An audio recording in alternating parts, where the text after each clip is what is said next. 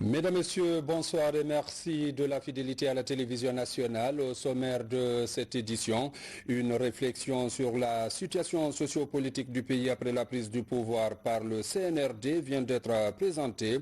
L'analyse réalisée par des acteurs de la société civile porte sur l'accompagnement de la transition en Guinée. Circulation routière, le CNRD siffle la fin du désordre sur nos routes. Désormais, pas de sirène, excepté pour le cortège du président, le colonel Mamadi Doumbouya. Question de rendre fluide la circulation. Santé, l'humanité célèbre la journée mondiale de la sécurité des patients. Pour cette année, la réduction de la mortalité maternelle et néonatale est au cœur des priorités. C'est tout pour les titres. Une fois encore, bonsoir et bienvenue dans ce journal. Une mission de haut niveau de la CEDEAO a effectué ce vendredi une visite à Conakry pour rencontrer les nouvelles autorités du pays. La délégation est composée du président en exercice de l'institution Nana Akufo-Addo du Ghana et du président Alassane Ouattara de la Côte d'Ivoire. Objectif de cette visite, échanger avec le Comité national pour le rassemblement et le développement CNRD de la transition en cours dans notre pays. Reportage lieutenant Sekou Kamano, Ansoumantoumani Kamara. C'est à 10h40 que l'avion de commandement du président de la République de Côte d'Ivoire a atterri à l'aéroport international de Conakry-Bessia. Alassane Ouattara est accueilli à sa descente d'avion par le colonel Mamadi Doumbouya, président du Comité national pour le rassemblement et le développement CNRD. Puis s'en est suivi l'exécution des hymnes nationaux.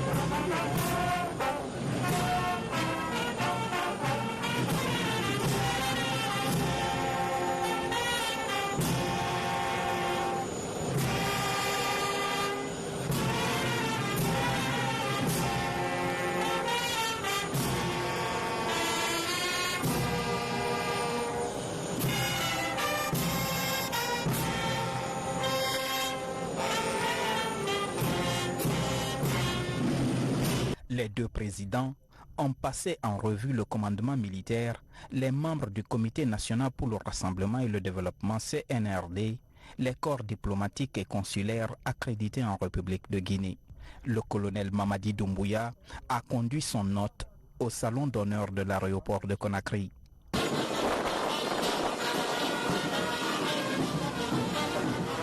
Une heure après, c'est le président ghanéen Nana Akufo-Addo, président en exercice de la CEDEAO, qui est accueilli par le président colonel Mamadi Doumbouya.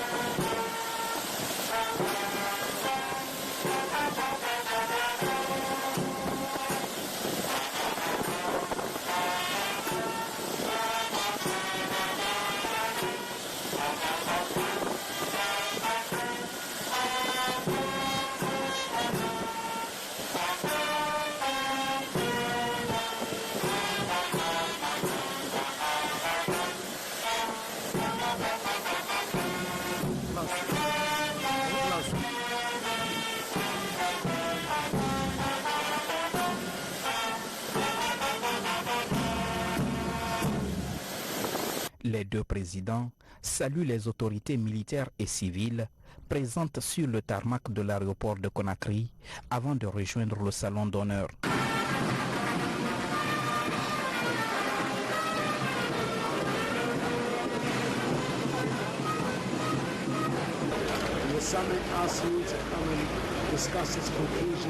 Nous avons tenu hier un sommet d'urgence à Accra au Ghana.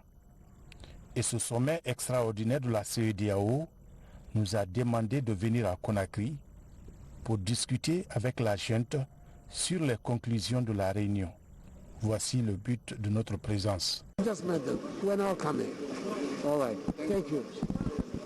De l'aéroport, les trois présidents se dirigent vers un réceptif hôtelier de la place pour un tête-à-tête.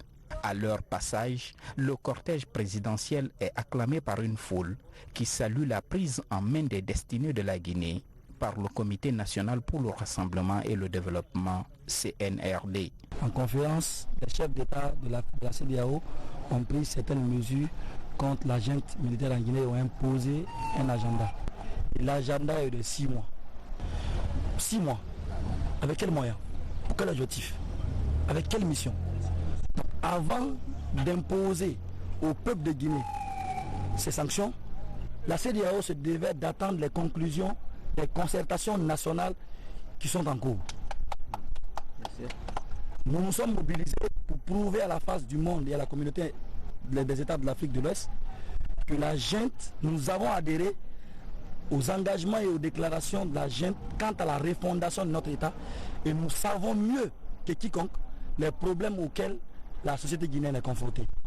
Nous voulons une solution guinéenne aux problèmes guinéens, puisque nous sommes le peuple du 28 septembre 1958. Cette visite fait suite à la rencontre des chefs d'État de la CEDEAO tenue hier à Accra, au Ghana. On a eu des entretiens très francs, fraternels, avec le colonel Doumbouya et ses associés collaborateurs. Et je pense que le CEDEAO, la Guinée, va trouver moyen de marcher ensemble. Et on a rencontré le président Alpha Condé, on a eu des discussions avec lui. Ça aussi, s'est bien passé. Nous avons eu un excellent séjour à Conakry. Je voudrais remercier mon jeune frère, le président Doumbouya, et dire le président du CNRD, et dire que nous avons eu un excellent entretien. Le président Nana Akufo-Addo, que j'ai accompagné, vient de vous dire l'essentiel. Donc nous avons aussi rencontré mon frère Alpha Condé, qui va bien, et nous garderons le contact. Merci au peuple de Guinée pour votre accueil et votre hospitalité. Les deux présidents quittent Conakry après des échanges fructueux avec les nouvelles autorités autour des décisions prises lors du sommet des chefs d'État de la CEDEAO. D'autres rencontres sont prévues dans les jours à venir. Dans l'actualité encore, au gouvernorat de la ville de Conakry, tenu d'une concertation entre général de brigade Mawasila et les travailleurs de son nouveau service, une occasion pour la nouvelle gouverneure de décliner ses priorités et appeler à une franche collaboration. Le point avec Moussa Bangoura. Pour mener à bien la mission qui lui est confiée par le CNRD, Comité national pour le rassemblement et le développement, la nouvelle gouverneure s'est entretenue avec l'ensemble des travailleurs des services décentralisés du gouvernorat de Conakry. Il était question pour la générale Mawasila d'expliquer à ses collaborateurs sa feuille de route. Les nouvelles autorités ne sont plus pour la mamaya. Nous sommes venus pour travailler. Ce travail du gouverneur ne concerne pas que le gouverneur. C'est le commandement participatif par objectif. Donc chacun a un rôle à jouer. Que chacun accepte de travailler afin d'aboutir à un seul objectif qu'on nous a assigné. Et aussi passer le message du président de la transition, le colonel Mamadi Doumbouya, président du comité national du rassemblement et du développement, qui dit qu'il veut bâtir une Guinée unie et prospère sans discrimination. Tout le monde est guinéen. Le second message qu'il fallait passer, c'était de rappeler les gens sur l'existence de la maladie à virus corona, qu'il fallait continuer sur le respect des gestes barrières. Ces cadres réaffirment leur engagement à accompagner la gouverneure afin de relever le défi de redorer l'image de la ville de Conakry. Notre direction, en tant que première direction des services décentralisés de la ville de Conakry, nous nous mettons à son entière disposition pour réussir dans sa mission. Nous, femmes du gouvernorat, nous sommes prêtes à l'accompagner et nous sommes très fiers qu'une femme vienne ici à la tête du gouvernorat. Nous étions enchantés avec le gouverneur Mathurin. À cela ne tienne, celle qui la remplace, nous l'accompagnerons. Sur la même lancée, des échanges ont aussi lieu avec les services de sécurité relevant du gouvernorat. En tant que présidente de la commission de défense et de sécurité de la ville, Général Mawa a donné des instructions pour renforcer la vigilance et veiller au respect des orientations données par les nouvelles autorités du pays. Quant aux forces de défense et de sécurité, c'est aussi le prolongement de cette première démarche. Parce que qui dit autorité dit force de l'ordre. Vous ne pouvez pas commander si vous n'êtes pas avec votre force.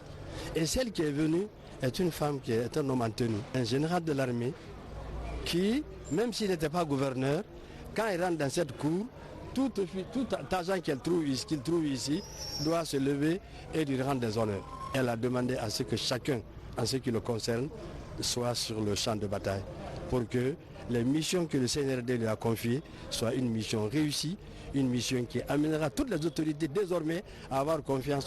Pour le bon fonctionnement de l'administration au niveau local, Général Mawasila promet de rencontrer d'autres directions et structures relevant du gouvernorat de Conakry. Et puis le CNRD au pouvoir, il faut le noter, bénéficie d'une adhésion totale des populations.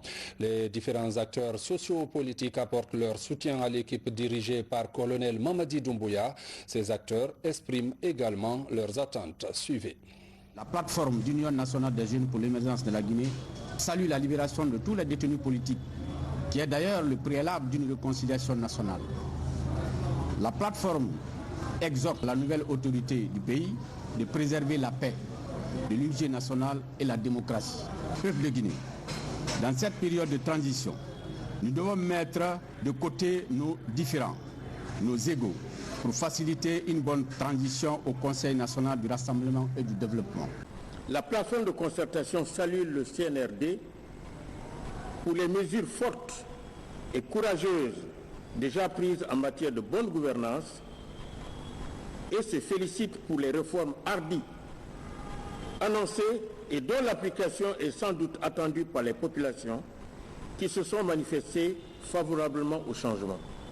À la lumière de ce qui précède, la plateforme est disposée à se mettre au service du peuple de Guinée et des nouvelles autorités afin de prendre part à toutes les concertations pour pouvoir permettre d'ancrer un bon état de droit dans notre pays.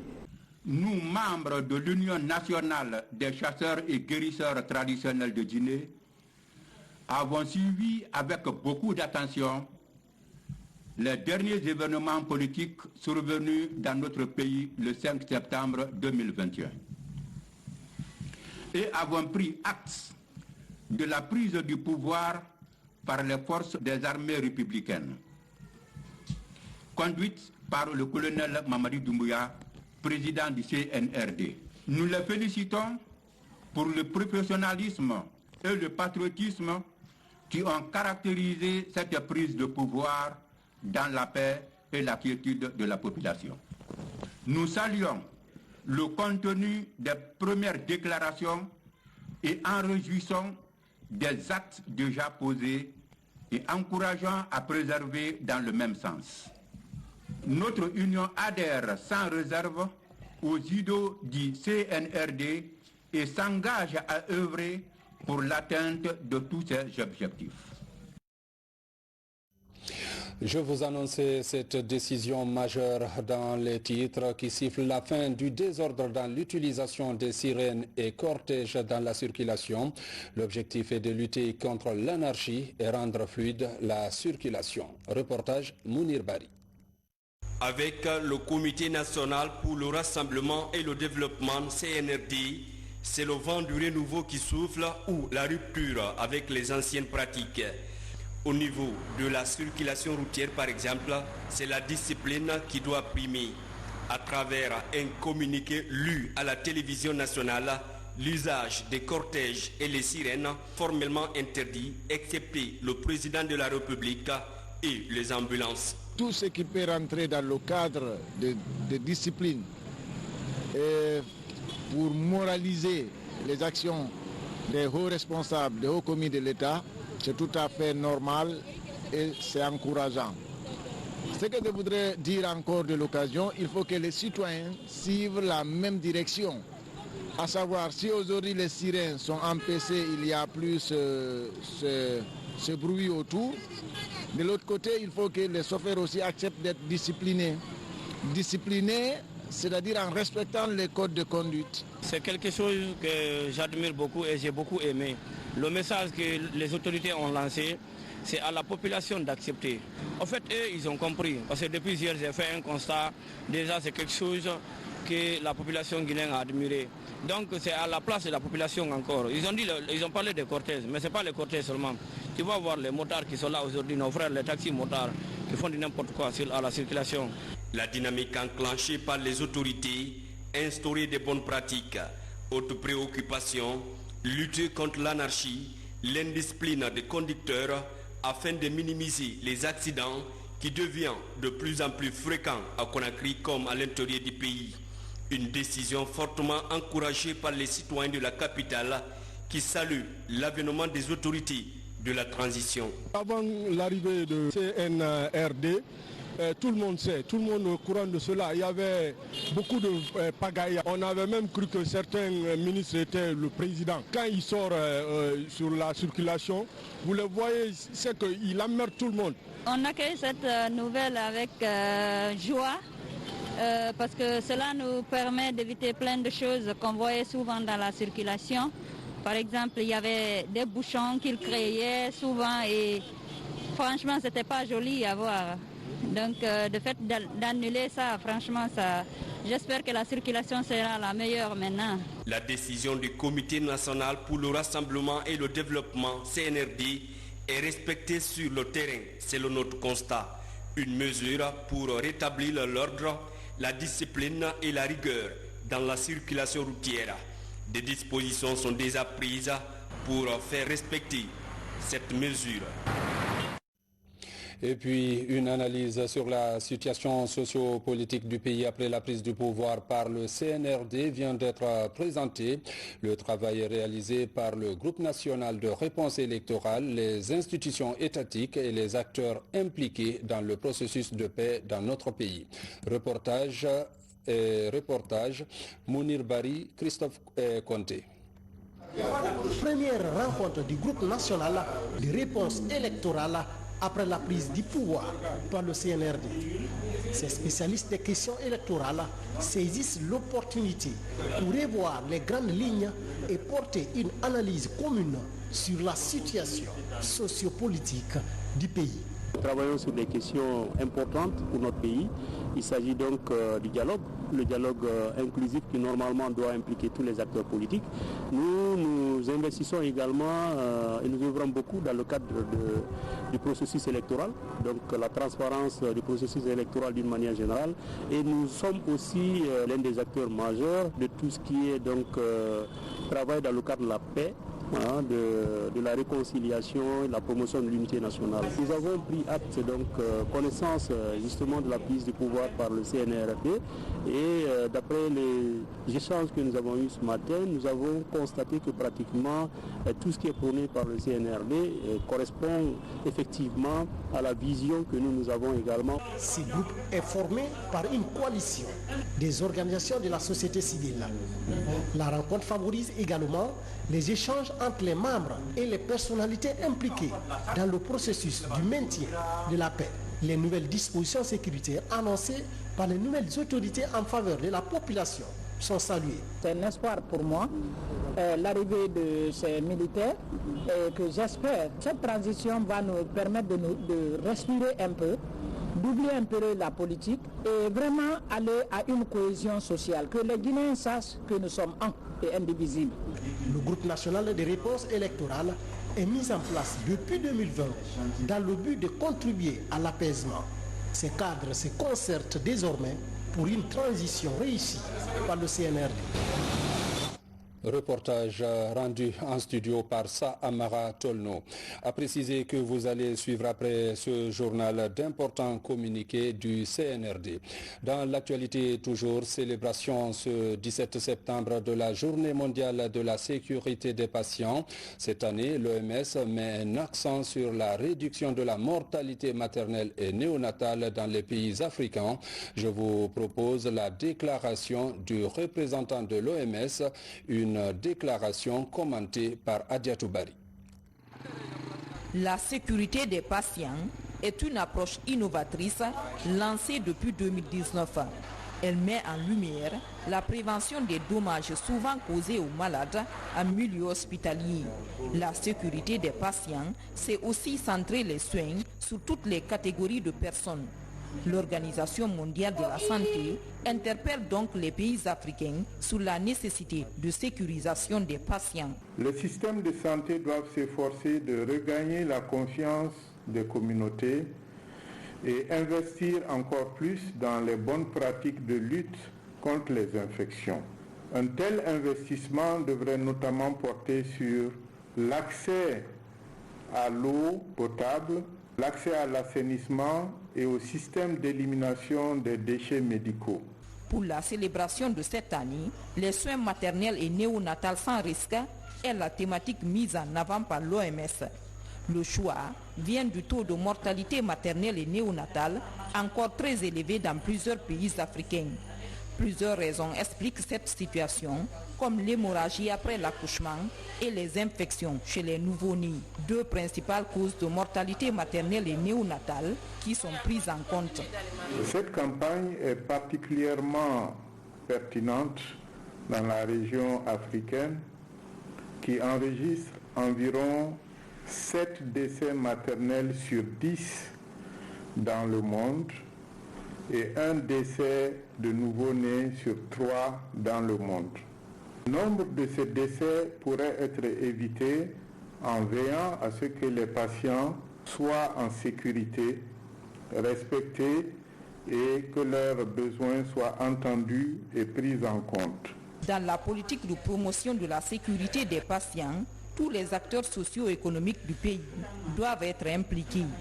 Leur rôle est de favoriser un accouchement sûr et respectueux dans l'espace africain. Et la Guinée s'engage progressivement dans sa mise en œuvre. À rappeler que vous suivrez d'importants communiqués du CNRD juste après ce journal. Page noire de cette édition, l'ex-intendant général des forces armées guinéennes et directeur général adjoint de la Société aurifère de Guinée-SAG n'est plus. Les autorités militaires et civiles lui ont rendu hommage ce vendredi à l'hôpital d'amitié sino-guinéenne. Reportage adjudant Oumar Kamara. Le général de brigade Farimba Kamara a tiré sa révérence.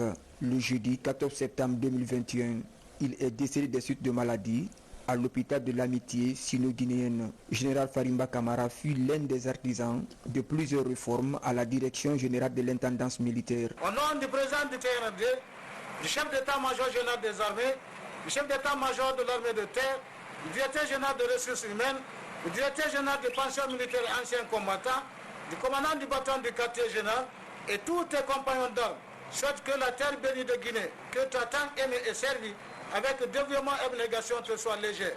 Je reconnais au général Farimba Kamara, un homme sincère et honnête. À la tête de la direction générale de l'intendance militaire, il a été un meneur d'hommes et avec lui, d'énormes réformes ont été effectuées dans le cadre du renforcement des missions de soutien assignées au service de l'intendance militaire. Le général Farimba Kamara incarnait les valeurs intellectuelles et morales qui feront que nous le garderons toujours en mémoire et nous citerons comme un exemple à suivre. Je prends la parole au nom de tous les représentants de CETE vivant à Conakry et surtout au nom de la famille éplorée pour rendre notre dernier hommage à un digne fils de la République qui a servi toute sa vie durant la l'unité de la famille, la cohésion sociale, la paix au sein de notre Guinée entière. Parents, amis, collaborateurs et la hiérarchie militaire reconnaissent les qualités sociales de cet officier général, en témoignent les hommages. Vous avez été un père aimant et responsable. Vous vous avez su nous donner l'éducation nécessaire à notre épanouissement personnel. Papa, vous avez été un véritable pilier dans notre vie, l'homme de la situation, sensible, aimant, généreux, battant, fort et visionnaire à la fois. Nous n'étions pas vraiment préparés à votre départ. Dans nos corps, ainsi que dans ceux de vos poches, vous avez laissé un immense vide que rien ne pourra combler. Âgé de 65 ans, le général de brigade Farimba Kamara reposera désormais à Nafagui, dans son Sigiri natal, laissant derrière lui 2 veuves et 6 enfants. Paix à l'âme de l'illustre disparu. Vous suivrez d'importants communiqués du CNRD juste après ce journal. Mesdames, Messieurs, c'est la fin de cette édition. Merci de l'avoir suivi et bonne suite de programme sur la RTG.